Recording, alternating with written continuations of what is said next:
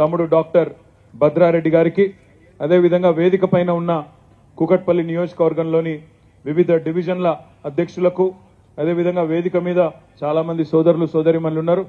చాలా మంది పేర్లు చెప్తలేను, మరి అందరు మీరు మనసులోనే తిట్టుకోండి, బయటకు తిట్టుకోవద్దని విజ్ఞప్తి చేస్తూ, వేదిక ముందున్న మా ఆడబిడ్డలకు అన్నదమ్ములకు పొద్దున్న 10 గంటలకే వచ్చి ఇంత ఓపికగా కూర్చున్న మీ అందరికీ కూడా హృదయపూర్వకంగా శిరస్సు వంచి మీ అందరికీ నమస్కారం తెలియజేస్తూ, ఎక్కువసేపు ఏం మాట్లాడను, ఒక 5-10 నిమిషాలు మాత్రమే. మా పాత్రికేయ మిత్రులకు కూడా ప్రత్యేక నమస్కారాలు. హైదరాబాద్లో మొన్న జరిగిన శాసనసభ ఎన్నికల్లో మీరేమో చాలా తెలివిగా ఇక్కడ జరిగిన అభివృద్ధి, ఇక్కడ జరిగిన సంక్షేమం, ఎవరు ఉంటే రాష్ట్రం బాగుంటుందో అన్ని ఆలోచించి అన్ని విచారించి ఒక్క సీటు కూడా కాంగ్రెస్ పార్టీకి ఇవ్వకుండా మొత్తంగా జైత్రయాత్ర, గులాబీ జైత్రయాత్ర మీరందరూ పట్టుబట్టి ఇవాళ 70,000 మెజారిటీ, 80,000 మెజారిటీలతో, అఖండమైన మెజారిటీలతో గ్రేటర్ హైదరాబాద్ మొత్తం ఎక్కడ చూసినా గులాబీ తుఫాన్ కనబడింది. కానీ దురదృష్టవశాత్తు కొన్ని గ్రామీణ ప్రాంతాల్లో, జిల్లాలలో మరి కాంగ్రెస్ పార్టీ చెప్పిన మాయమాటలు నమ్మి, కాంగ్రెస్ పార్టీ ఇచ్చిన 420 హామీలను నమ్మి కొంతమంది అక్కడ ఇక్కడ మా ఆడబిడ్డలు అన్నదమ్ముళ్ళు కొంత కన్ఫ్యూజ్ అయ్యి కొంత స్వల్ప తేడాతోనే మనం ఓటమి పాల్గొనడం జరిగింది. కాంగ్రెస్ పార్టీకి 38.85% ఓట్లు వస్తే మనకు 37% ఓట్లు వచ్చినాయి. అంటే 1.85% తేడాతో మాత్రమే మనం ఓటమి పాలైనాం. సరే, మనకు 39 సీట్లు వచ్చినాయి, వాళ్ళకు 64 సీట్లు వచ్చినాయి. ప్రజాస్వామ్యం కాబట్టి సహజంగానే వాళ్ళు అధికారంలోకి వచ్చినారు, మనం ప్రతిపక్షంలో ఉన్నాం. బాధ లేదు, ఎందుకంటే నిరాశ ఉంది, కానీ బాధ లేదు. బాధ ఎందుకు లేదు అంటే ప్రజలు మనకు 2 టర్మ్ల అవకాశం ఇచ్చినారు. 2 టర్మ్ల అవకాశం ఇచ్చి మీరు పని చేయండి అని ఆశీర్వదించినారు. వాళ్ళు ఇచ్చిన ఆశీర్వాదం మేరకు పనిచేసినాం. ఈసారి సరే, కారణం ఏమైనప్పటికీ మీరు ప్రతిపక్షంగా ఉండండి అని చెప్పినారు. ఒక రకంగా మంచిదే ఇది, ఎందుకంటే చాలా సార్లు మనకు ఎవరైనా ప్రభుత్వంలో ఉన్నప్పుడు వారి విలువ కొన్నిసార్లు తెలియదు. ఎందుకంటే చీకటి ఉంటేనే వెలుగు విలువ తెలుస్తుంది. ఇప్పుడు కాంగ్రెస్ గవర్నమెంట్ వస్తేనే వీళ్ళు చేసే వెధవ పనులు ఎట్లాగూ చేస్తారు, మనం వద్దన్నా చేస్తారు వాళ్ళు. అవి చూసినాక మళ్ళొక్కసారి ఇవాళ గ్రామాల్లో అనుకుంటున్నారు ఆల్రెడీ, అయ్యో కేసీఆర్ ప్రభుత్వం లేదా, అయ్యో కేసీఆర్ గారు లేరా అనే బాధ ఇవాళ గ్రామాల్లో కనబడుతున్నది. అందుకే నేను అంటా ఉన్నా, చీకటిని చూస్తేనే వెలుగు విలువ తెలుస్తుంది, కాంగ్రెస్ ప్రభుత్వాన్ని చూస్తేనే బీఆర్ఎస్ ప్రభుత్వం యొక్క విలువ కూడా తెలుస్తుంది. తప్పకుండా తిరిగి అదే ప్రజలు, ఏ ప్రజలైతే మొన్న కొంత ఏమరపాటుతోని కొంత వాళ్ళు ఇచ్చిన మోసపూరిత హామీలు నమ్మి మోసపోయినారో వాళ్ళు నిజం తెలుసుకోవడానికి కూడా ఎక్కువ టైం పట్టదు. ఇవాళ మీరు చూస్తున్నారు, హైదరాబాద్లో 10 ఏళ్లలో ఎన్నడూ కరెంటు పోలేదు. మరి ఈరోజు చిన్న పిల్లల బర్త్డే పార్టీల్లో కూడా ఒక అర్ధగంట కరెంటు పోగానే పిల్లలే అంటున్నారు కాంగ్రెస్ కాంగ్రెస్ అంటున్నారు. కరెంటు పోగానే కాంగ్రెస్ కాంగ్రెస్ అని మాట్లాడుతున్నారు. నాకంటే బాగా మీకే తెలుసు, పోతుందా కరెంటు? పోతున్నది కరెంటు. చూడండి, ఒక 60 రోజుల్లో ఎంతమంది బాధపడుతున్నారు ఒక్కసారి చూడండి. గ్రామాలలో కూడా మీరు చూస్తే రైతులు కొంతమంది పాపం వీళ్ళు చెప్పిన మాటలు నాగమైంది. ఈ ముఖ్యమంత్రి రేవంత్ రెడ్డి గారు ఆనాడు ప్రదేశ్ కాంగ్రెస్ కమిటీ అధ్యక్షుడిగా, కాంగ్రెస్ పార్టీ అధ్యక్షుడిగా ఏం చెప్పిండు ఒకసారి గుర్తు తెచ్చుకోండి. రైతులు మీరు ఇప్పటిదాకా లోన్ తీసుకున్న వాళ్ళు ఎవరైనా ఉంటే అర్జెంటుగా బ్యాంకుకు వండి 2 లక్షల రూపాయల రుణం తెచ్చుకోండి, నేను వస్తున్నా డిసెంబర్ 9 నాడు సంతకం పెట్టేస్తా, మీరు వెంటనే తెచ్చుకోండి, ఇప్పటిదాకా తెచ్చుకోకపోతే కూడా తెచ్చుకోండి అన్నాడు. మనం ఇవాళ వాళ్ళని విమర్శ చేస్తలేం, తిడతలేము, తొందర పడతలేం. మా కృష్ణారావు గారు అన్నది కరెక్టు, 100 రోజులు టైం ఇద్దాం, తొందర ఏం లేదన్న మాట కరెక్టే. కానీ గుర్తు చేయవలసిన బాధ్యత మాత్రం మన మీద ఉన్నది. డిసెంబర్ 9 సంతకం పెడతా అన్నది మనం కాదు, రేవంత్ రెడ్డి గారే. అందుకే వారికి గుర్తు చేస్తా ఉన్నాం, అయ్యా డిసెంబర్ 9 పోయింది, జనవరి 9 పోయింది, ఇంకో 4 రోజులు అయితే ఫిబ్రవరి 9 వస్తుంది. గుర్తు చేయవలసిన బాధ్యత ప్రతిపక్షంగా మీరిచ్చిన హామీలను గుర్తు చేయవలసిన బాధ్యత మా మీద ఉన్నది. రైతులు ఎదురు చూస్తా ఉన్నారు, 2 లక్షల రుణమాఫీ ఎప్పుడు చేస్తారా అని ఎదురు చూస్తా ఉన్నారు. రైతులు చూస్తున్నారు, 500 రూపాయల బోనస్ ఇస్తా అన్నారు ప్రతి క్వింటాల్కు. మీరు రైతులందరూ ఎదురు చూస్తా ఉన్నారు. యాసంగి పంట, ఎండాకాలం పంట కోతలు కాగానే రైతులు ఎదురు చూస్తారు. 500 రూపాయల బోనస్ క్వింటాల్కు ఇచ్చి తీరుతామని మీరు ఏదైతే చెప్పినారో చేయాలని చెప్పి నేను గుర్తు చేస్తా ఉన్నా. ఇక్కడ మా ఆడబిడ్డలు ఇంత పెద్ద ఎత్తునున్నారు. ఆడబిడ్డలందరికీ గ్యారంటీ కార్డులు ఇచ్చినారు. 100 రోజుల్లో 6 గ్యారంటీలు అమలు చేస్తానని చెప్పి గ్యారంటీల మీద ముఖ్యమంత్రి గారు ఉప ముఖ్యమంత్రి గారు ఇద్దరు సంతకాలు పెట్టిన గ్యారంటీ కార్డులు భద్రంగా ఉన్నాయి. ఏం చెప్పినారు ఆనాడు? మహాలక్ష్మి అనే కార్యక్రమం తెస్తున్నాం. నెలకు ప్రతి మహిళకు 2500 రూపాయలు జమ చేస్తామన్నారు. కోడన్లకు 2500, అత్తలుంటే 4000 రూపాయల పెన్షన్ కూడా ఇంటింటికి ఇస్తామని చెప్పినారు. చెప్పినరా లేదా? మీకు వచ్చినాయి కార్డులు, గ్యారంటీ కార్డులు? పైసలు రాలేదు, గ్యారంటీ కార్డులు వచ్చినాయి అంటున్నా. అందుకే ఇవాళ రాష్ట్రంలో 1,57,00,000 మంది ఆడబిడ్డలు, 18 ఏళ్లు నిండిన ఆడబిడ్డలందరూ ఎదురు చూస్తా ఉన్నారు. ఎప్పుడు చాలు అవుతుంది మహాలక్ష్మి పథకం 100 రోజుల్లో, ఎప్పుడు 2500 రూపాయలు మా ఖాతాల్లో వేస్తారని చెప్పి ఆడబిడ్డలందరూ ఎదురు చూస్తా ఉన్నారు. అందుకే నేను విమర్శ చేస్తలేను, ప్రభుత్వానికి గుర్తు చేస్తా ఉన్నా. ఎందుకంటే మార్చి 17 నాడు 100 రోజులు నిండుతాయి ప్రభుత్వానికి. 100 రోజుల్లో మీరు ఇస్తానన్న హామీలు నిలబెట్టుకోండి. ఆ తర్వాత మీరు ఇంకా చాలా చెప్పినారు.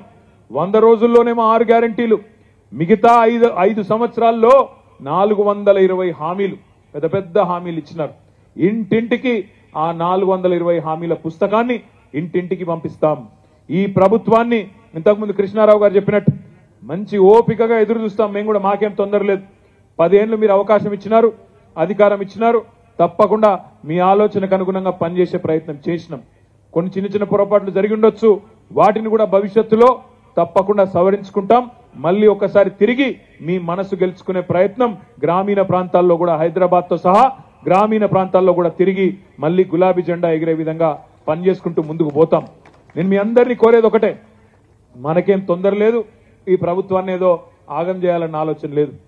కాకపోతే ఒక్క మాట మాత్రం వాస్తవం, కేసీఆర్ గారు మనం డిసెంబర్ 3 నాడు దిగిపోయే నాటికి బ్రహ్మాండంగా భారతదేశంలోనే తలసరి ఆదాయం విషయంలో నంబర్ 1 రాష్ట్రంగా తెలంగాణను తీర్చిదిద్ది మరి వీళ్ళ చేతుల్లో బంగారు పల్లెంలో పెట్టి మనం ఆనాడు దిగిపోయినాం. కానీ ముఖ్యమంత్రి గారు ఏం మాట్లాడుతున్నారో మీరు గమనిస్తా ఉన్నారు. ఏమంటున్నారు ఆయన? మొన్న సెక్రటేరియట్కి పోయి మేము ఇక్కడ లంకె బిందెలు ఉంటాయనుకొని వచ్చినాం, లంకె బిందెలు లేవు, ఖాళీ కుండలే కనబడుతున్నాయి అంటున్నాడు. ఒక ముఖ్యమంత్రి మాట్లాడవలసిన మాటనేనా లంకె బిందెలని, ఖాళీ కుండలని? ఆలోచించండి. అయినా నాకు తెలియక అడుగుతా, మా కూకట్పల్లిలో ఆడబిడ్డలు, అన్నదమ్ములు మీరందరూ కూడా తెలివైన వాళ్ళు, హుషారోళ్ళు కాబట్టి నేను అడుగుతున్నా, లంకె బిందెల కోసం ఎవరు తిరుగుతారమ్మా? ఎవరు తిరుగుతారు? నేను అంటలేను భయ్, నాకు తెలియదు. లంకె బిందెల కోసం గడ్డపారలు పట్టుకొని, తట్టపారలు పట్టుకొని, నెత్తి మీద దుప్పటి కప్పుకొని అర్ధరాత్రి తిరుగుతారు కొంతమంది.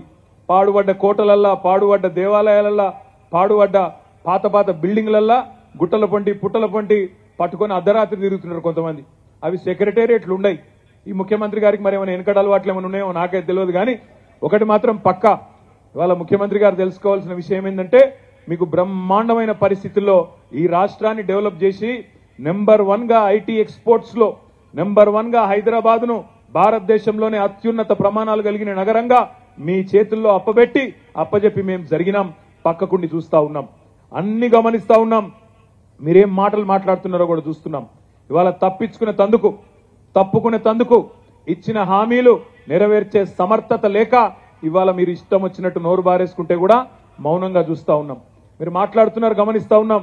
కేసీఆర్ గారికి దాదాపుగా 70 ఏళ్లు తెలంగాణ తెచ్చిన నాయకుడు, 14 ఏళ్లు తెలంగాణ కోసం పోరాటం చేసిన నాయకుడు, ఆఖరికి చావు నోట్లో తలబెట్టి తెలంగాణ రాష్ట్రాన్ని తీసుకొచ్చిన నాయకుడు.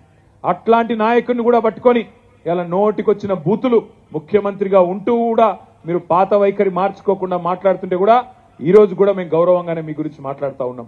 కానీ ఇదే వైఖరి కొనసాగితే రేవంత్ రెడ్డి గారు, మాకు కూడా భాష వస్తుంది, మాకు కూడా నోరుంది, మాకు కూడా ఎట్లా ప్రయోగించాలనో, ఎట్లా విమర్శలు చేయాలనో, నీ భాషలో నీకు ఎట్లా సమాధానం చెప్పాలనో మాకు కూడా తెలుసు. ఓపికకు కూడా ఒక హద్దు ఉంటది. నువ్వు ఇష్టం వచ్చినట్టు నోటికొచ్చినట్టు తిడుతూ మాట్లాడితే మౌనంగా చూస్తా ఉన్నాం. 100 రోజుల వరకు కూడా భరిస్తాం, ప్రజల కోసం భరిస్తాం. కానీ మార్చి 17 తర్వాత మాత్రం తప్పకుండా నీ మాటకు అగర్ ఆప్ ఈంట్ సే మారేంగే तो हम पत्थर से जवाब देंगे, ఇటుకతో కొడితే రాయితో కొట్టినట్టు సమాధానం ఇచ్చే సత్తా మాకుంది. మార్చి 17 దాకా ఓపికగా ఉంటామనే మాట కూడా నేను మీకు విజ్ఞప్తి చేస్తా ఉన్నా.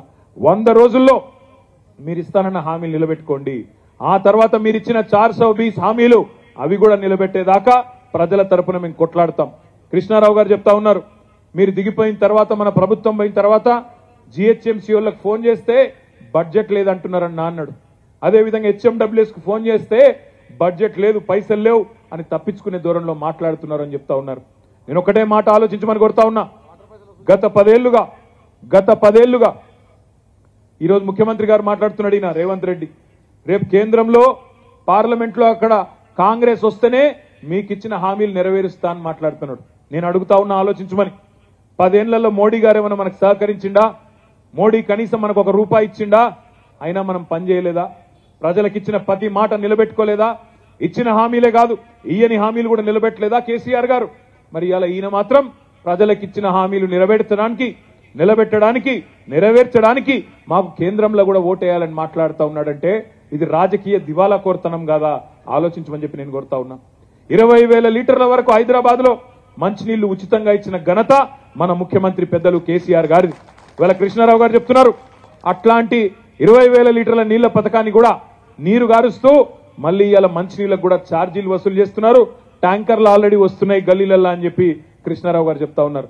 అంటే పని చేసేటోళ్లకు, పరిపాలించేటోళ్లకు సత్తా ఉంటే కరెంటు కోతలు ఉండయి, మంచినీళ్ళ బాధలు ఉండయి.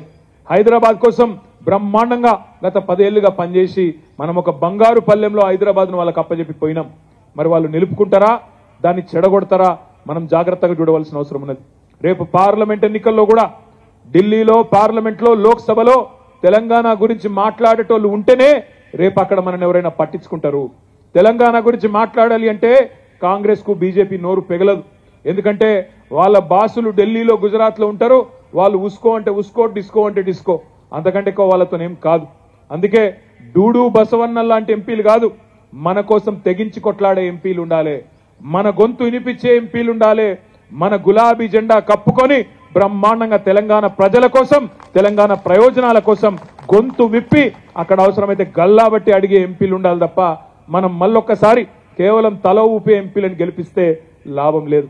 నేను మీ అందరినీ ప్రార్థిస్తా ఉన్నా, మీరు చాలా తెలివిగా మల్కాజ్గిరి పార్లమెంట్ పరిధిలో 7 శాసనసభ నియోజకవర్గాలుంటే 7ంటికి 7 ఈ గులాబీ జెండాను ఎగిరేసింది మీరు. మీ ఆశీర్వాదంతో